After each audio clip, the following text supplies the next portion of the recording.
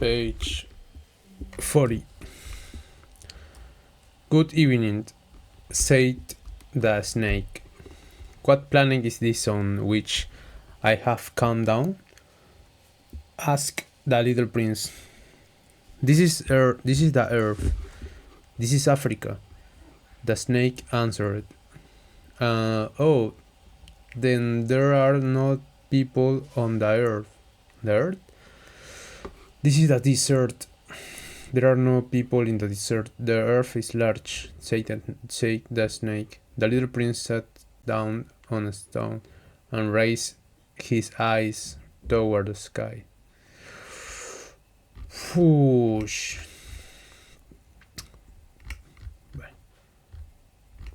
Page 44. But it happened that after walking for a long time through sand and rocks and snow, the little prince at last came on a road, and all roads lead to the abode of men. Good morning, he said. He was standing before a garden, all abloom with roses. Good morning, said the roses. The little prince gazed at them. They all look like his flower. Who are you? He demanded, thunderstruck. We are roses, the roses said, and he was overcome with sadness.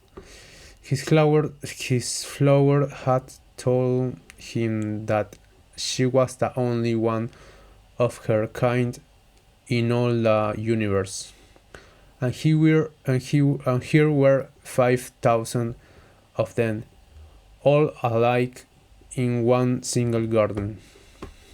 She would be very much enjoyed.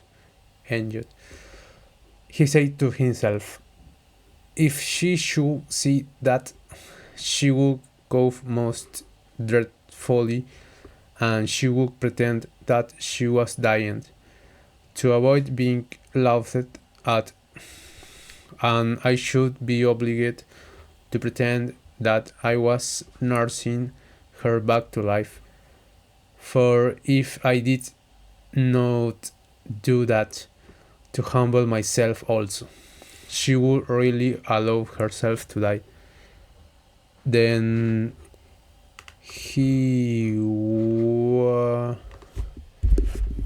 when he went on with his reflections, I thought that I was rich with a flower that was unique in all the world, and all I had was a common rose, and three volcanoes that come up to my thickness, and one of them perhaps stink forever. That doesn't make me a very great prince. And he lay down in the grass and cried. It was then that the fox appeared. Good morning, said the fox. Good morning, the little prince responded politely. Although when he turned around, he saw nothing. I am right here, the voice said, under the apple tree. Who are you? asked the little prince, and added, you are very pretty to look at. I am a fox, the fox said. Come and play with me, proposed the little prince. I am so unhappy. I cannot play with you, the fox said. I am not tamed. Oh, please excuse me, said the little prince. But after some thought, he added, what does that mean, tame? You do not live here, said the fox. What is it that you are looking for? I am looking for men, said the little prince. What does that mean, tame? Men, said the fox. They have guns and they hunt. It is very disturbing. They also raise chickens. These are their only interest. Are you looking for chickens? No, said the little prince. I am looking for friends. What does that mean, tame? It is an art too often neglected, said the fox. It means to establish ties. To establish ties? Just that, said the fox. To me, you are still nothing more than a little boy who is just like 100,000 other little boys. And I have no need of you, and you, on your part, have no need of me. To you, I am nothing more than a fox like 100,000 other foxes. But if you tame me, then we shall need each other. To me, you will be unique in all the world. To you, I shall be unique in all the world. I am beginning to understand, said the little prince. There is a flower. I think that she has tamed me. It is possible, said the fox.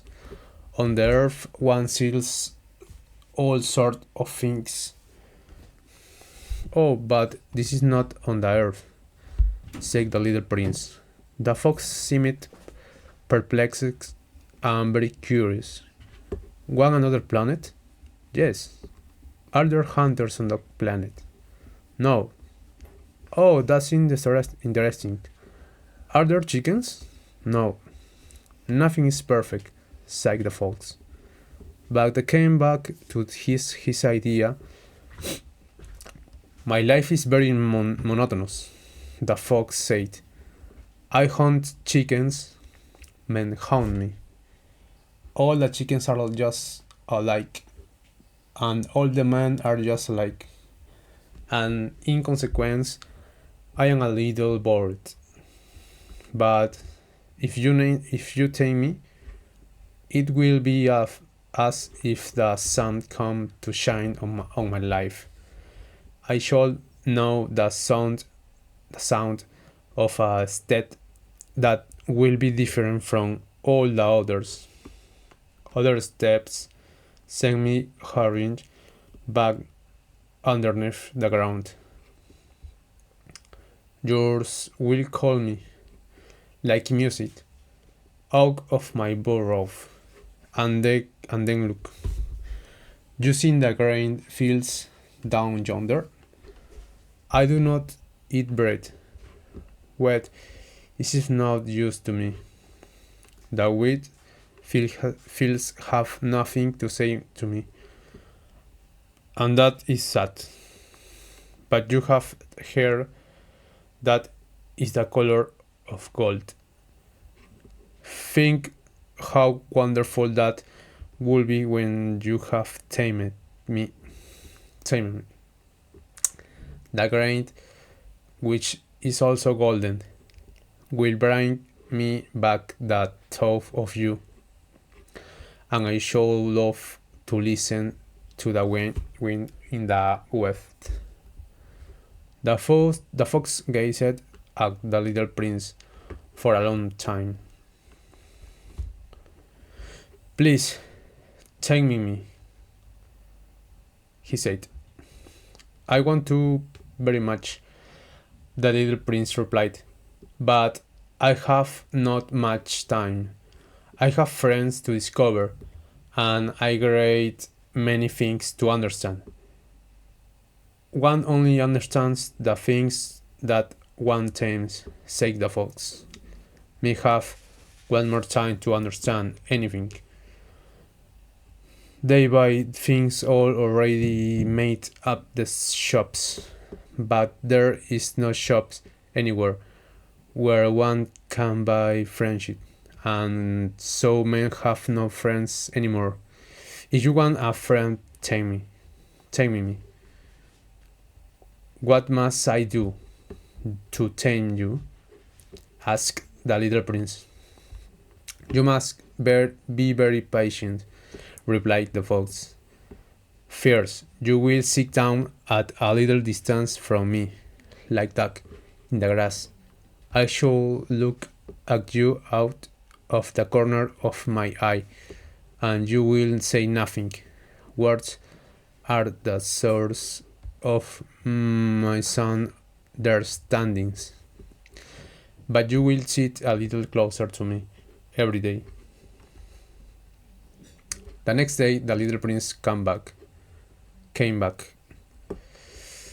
It would have been better to come back at the same hour, said the fox.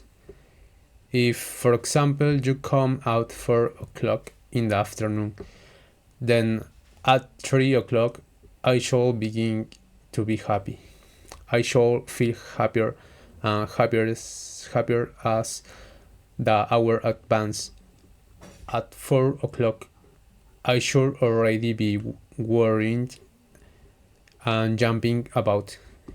I shall show how happy I am.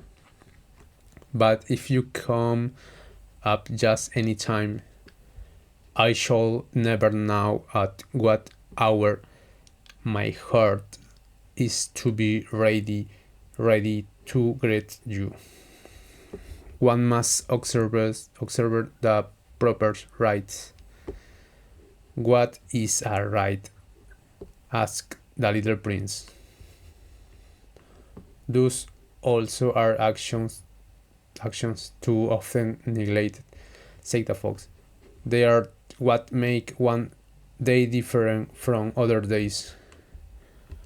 1 hour from other hours. There are a right, for example, among my hunters. Every Thursday they dance with the village girls. So Thursday is wonderful day for me. I can take a walk as far as the vineyards. But if the hunters danced at just any time, every day would be like every other day, and I should never have any vacation at all. At all. So the little prince tamed the fox, and when the hour of his departure drew near, "Oh," said the fox, "I shall cry.